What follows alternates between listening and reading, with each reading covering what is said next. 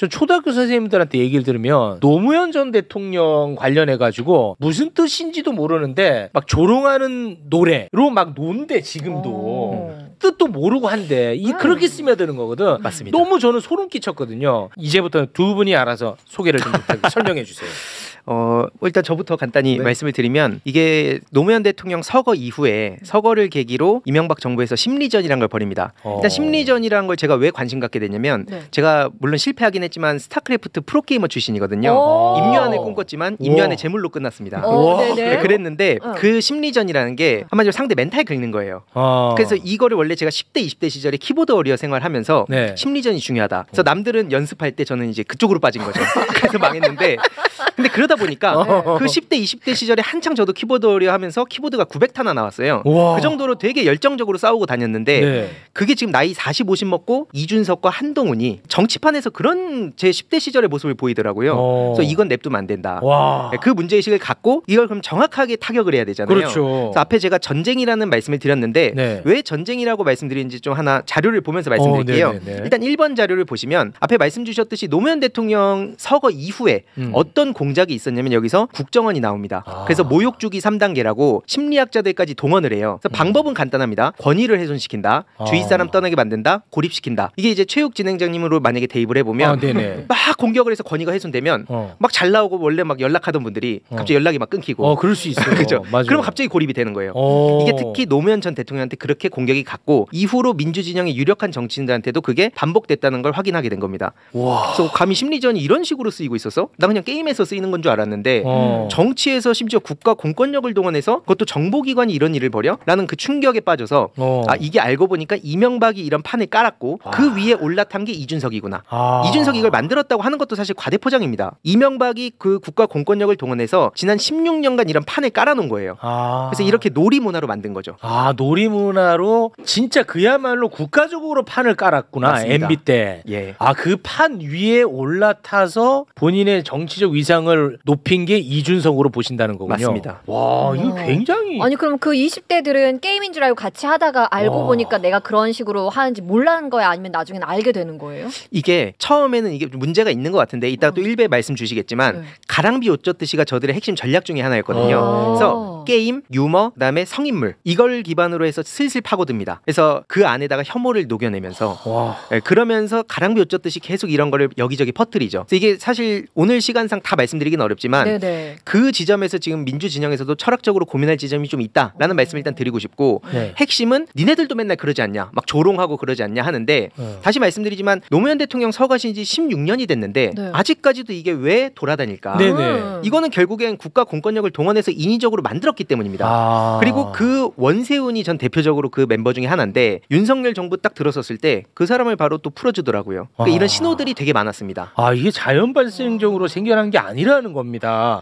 굉장히 무서운데 제가 갑자기 궁금한 게 너무 많은데 이준석 같은 경우는 젠더 갈등을 굉장히 많이 활용한다고 저한테는 보이거든요.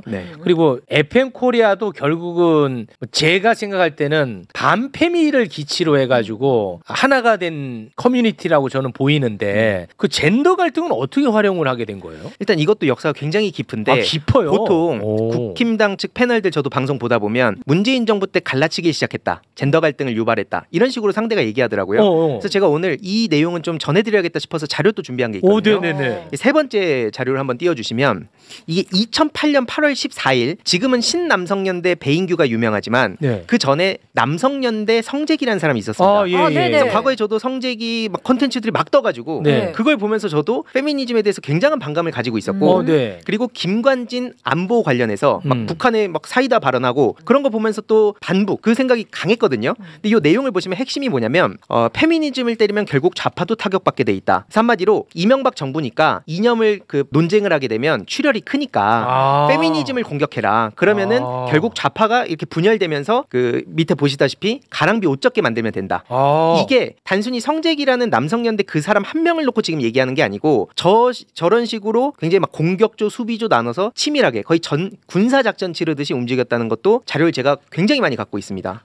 그러니까 야 이거 진짜 흥미롭다. 이 뭐냐면 MB는 누가 봐도 이상한 애니까 예를 들어 좌파랑 싸우는데 MB를 옹호하면서 싸우면 우리가 출혈이 너무 크다 이거야. MB는 너무 못난 사람이니까. 그러니까 페미를 공격해라. 그러면은 좌파도 자연스럽게 가랑비에 옷 젖게 만들 수가 있다. 네, 맞습니다. 이것을 성재기 씨가 발언을 했다는 거예요? 이게 네 맞습니다. 그 공지에 딱 저렇게 올라온 거고 저거 말고도 공격조, 수비조 굉장히 내용이 디테일한데 나중에 혹시 시간이 되면 그것도 좀 전해드리면 굉장히 충격적일 겁니다. 치고 빠지기, 그때 당시에 또 유명한 그런 사람들하고 같이 이름 올리기 등등 전략 전술 굉장히 치밀하게 짰고요. 결국 그런 세력들이 쭉 타고 와서 지금까지 왔다 보시면 됩니다. 아니 제가 왜 계속 놀라냐면 아까 잠깐 말씀을 하셨지만 이준석을 키운 것에는 문재인 정부의 책임도 있다라는 얘기를 지금 많이 하거든요, 실제로.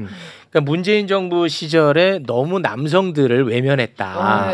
이제 그러다 보니까 그 반발에 이준석이 나온 거고 FM 코리아 애들이 이렇게까지 반발하는 거다라는 얘기를 많이 하거든요, 지금도. 근데 이거는 2008년이잖아. 맞습니다. 문재인 정부랑 아무 관련 없네. 맞습니다. 그러니까 문재인 정부에서 정확히 비판을 하려면 남성들의 목소리를 왜 그렇게 잘 경청하지 않았냐, 그렇죠. 왜 미흡했냐라는 비판은 전 받을 수 있다 봅니다. 다만 그때 시작했다는 건 팩트가 틀렸다는 거죠. 이런 식으로 굉장히 치밀하게 움직이는데 제가 그 5번째 사진 간단히 보여드리면 이게 국정원만 문제가 있는 게 아니고요. 국가 조직 보시면은 군대도 엮여 있고요. 경찰까지 동원해서 여론 조작을 합니다. 이게 청와대 내에 사이버 컨트롤 타워를 만들어요. 그래서 이명박한테 매일 보고를 합니다. 근데 어떤 보고를 하냐면 그 예를 들어서 대규모 시위 집회가 열리잖아요. 그러면 이거 시민들이 불편하잖아. 이런 식으로 여론을 조성하라는 거. 경찰도 거기에 따라서 움직입니다. 저는 그때 이 사실을 알고 너무 충격을 받았어요. 민중의 지팡이인 줄 알았는데 저도 의경 출신이었거든요. 뭐 뭔가 국가를 위해서 하는 게 아니라 결국 이명박을 위해서 그리고 국민들을 이렇게 분열시켰구나. 그래서 저는 모든 사회의 악을 쫓다 보면 이명박이 나옵니다. 저 이번 대선에 이명박이 막 무슨 뭐 원로 대접 받는 거 보면서 잠이 안 오는 거예요. 지금 전 다음 5년을 준비하고 있습니다. 성공한 정부를 만들어야 이 문제의 뿌리를 뽑을 수 있다. 이들이 뿌려놓은 씨앗은 이재명 정부 5년 안에 절대 다 거둘 수 없습니다. 왜냐면 일본 극우까지도 연결이 돼 있어요. 실제로. 심각합니다. 진짜 진짜 전문가네. 대단하시네.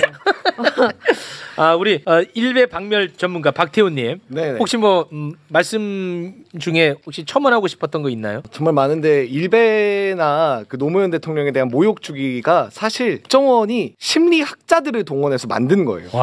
노무현 대통령을 코알라랑 합성하거나 아니면 노무현 대통령의 음성을 합성해가지고 이제 노래를 만들거나, 사실 그 노래를 만든 게 우리 10대 청소년들에게 정말 재밌는 컨텐츠로 지금 이 순간에도 유포되고 있어요. 맞아요. 그래서 이런 것들이 그냥 단순히 뭔가 댓글 하나 쓰고 이러는 게 아니라 그냥 음악에서부터 모든 재미있는 요소들로 만들어지고 있다는 게 끔찍한 점이고, 사실 이게 현대적으로 와서는 리박스쿨 같은 거죠. 리박스쿨이 알려진 것처럼 그 많은 댓글 부대 중에 가장 작은 거라고 하잖아요. 사실 이게 뿌리가 깊고 얼마나 다양하게 퍼져 있었겠습니까, 지난 수십 년 동안. 그래서 이거를 우리가 이재명 정부 때 하나하나 다 찾아서 뿌리 뽑아내야 됩니다. 야, 이게 그 전문가의 손을 탄 것이라 그런지 야, 이게 미치는 해악이 어마어마하네. 진짜 지금도 초등학생들이 뜻도 모르고 막 그런 노래 불러서 선생님들이 경악한데 그래서 물어본데 너 이거 뭔지는 알고 이렇게 부르고 다니냐? 아예 몰라. 거기에 이런 오락적인 요소를 전문가가 심어놨다는 거야. 와, 이거 너무 소름 돋는데. 와, 이게 음모론처럼 보일 수 있는데 두 번째 사진을 좀 보여드리면 이게 실제로 5월 23일마다 커뮤니티 대문을 뒤집는 게 또 있습니다. 중력절이라고 저들이 조롱을 해요. 근데 항상 그러면은 이제 뭐 일베, DC, fem코 뭐 이들은 뭐라고 표현을 하냐면 정치인에 대한 풍자와 해악이다. 왜 이런 걸 검열을 하려고 하냐? 이런 식으로 얘기를 합니다. 근데 중요한 건 제가 뭐 사진은 너무 좀 노골적이라서 준비 안 했지만 예를 들어서 12구 참사 유가족분들 이분들에 대해서도 깔려서 돌아가시니까 이걸 호떡에 비유합니다. 이런 식으로. 이게 사실은 제가 그동안 고민이었던 게 뭐냐면 너무 노골적이잖아요. 무수히잖아요. 이거 말고도 무수히 많거든요. 근데 이걸 방송에서 말씀드리면 듣는 분들이 힘들잖아요. 너무 힘들다, 그래서 제가 우회해서 그동안 표현을 했어요. 정치인들 만나서도. 근데 그러니까 뭐 애들끼리 노는 거지 이렇게 보니까 제가 이제는 더 이상 이걸 방치해서 안 된다. 노골적으로 해서 하나의 사례를 말씀드린 겁니다. 아니 노무현 전 대통령에 대해서 풍자와 해악이면 왜 12구 참사 유족들이나 세월호 참사 유족들 그리고 그 돌아가신 분들에 대해서 그런 식으로 조롱하냐. 이걸 물어보면 누구도 여태까지 답을 한 사람들이 없습니다. 너무 잔인한데요. 그래가지고 사실 이 일베라는 거를 지금까지 한 3번 정도 폐쇄 운동이 있었고 제가 이제 4번째 레이스를 이어가는 건데 이제는 폐쇄를 시켜야 되는 거예요. 그러니까 3번의 시도가 있었는데 그게 잘 안 됐어요. 다 이제 표현의 자유, 커뮤니티가 애초에 설립 목적 자체가 불법이어야 되고 그 안에서 뭐 성인 음란물이 유포된다거나 아니면 도박이 이루어진다거나 이런 게 아니면 그 안에서 있는 일부 표현은 신고해 주셔라. 신고하면 그거 삭제하겠다. 이런 식으로 나오면서 폐쇄까지 안 된 거거든요. 근데 그렇게 일베 하나가 남아 있으니까 다른 모든 커뮤니티에서 일베에서 했었던 거를 여기서 해도 되던데 하면서 다른 데 가서 또 하는 거예요. 다른 데 가서 또 하고. 나는 이렇게 우리끼리 이렇게 즐거운데 왜 이거 가지고 뭐라 그래야 돼? 너 선비냐? 이런 식으로 가져오는 거죠. 그러면 지금 부대변인님은 이거 다시 또 운동을 시작하셨는데 이거는 어떤 방식으로 한다는 거예요, 그러면? 일단 이 일베 폐쇄 관련해서는 방통위가 사실 결심만 하면 할 수 있어요. 그래가지고 이 부분 관련해서는 여론이 중요하다는 거군요. 그러면. 여론이 중요하고 정책 위반자들의 의지가 중요한 거죠. 그럼 여론이 따라야 또 의지가 생기겠죠. 네. 그래서 그것 때문에 서명을 열심히 그래서 그렇게 하시는 모아서 거구나. 11만 명까지 지금 모았습니다. 이거를 폐쇄하려는 시도는 많이 있었는데 그럴 때마다 이게 여론 형성이 안 되다 보니까 표현의 자유라는 것에 다 막혀왔다. 그래서 지금은 이제 여론 형성이 굉장히 중요하다라는 말씀입니다. 제가 볼 때는 이거는 오늘 하루에 끝낼 수 있는 문제가 아니야. 그런데 굉장히 뿌리가 깊고 지금 뿌리도 깊고 저변이 너무 넓어 보니까. 맞습니다. 네, 그래서 앞으로도 좀 만나야 될 것 같은데. 하나만 짧게. 그 6번 사진 보여드리면 방금 부대변인님 말씀 주신 거랑 연결도 되는데 이명박 정부 다시 돌아가서 젊은층 우구나 심리전 강화 작업이 있습니다. 그래서 절대 시계라고 국정원 시계를 줘요. 어떻게 저 시계를 받을 수 있냐면 뭐 간첩 신고한다든지 뭐 이런 식으로.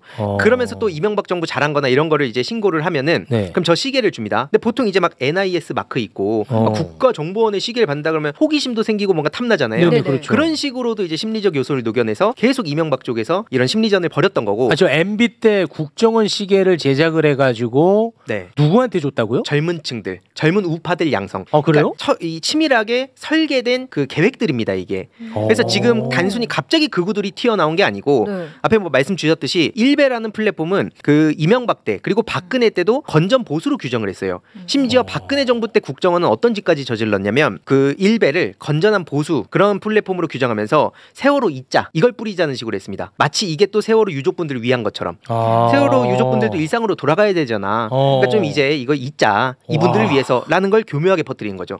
그런 집단입니다.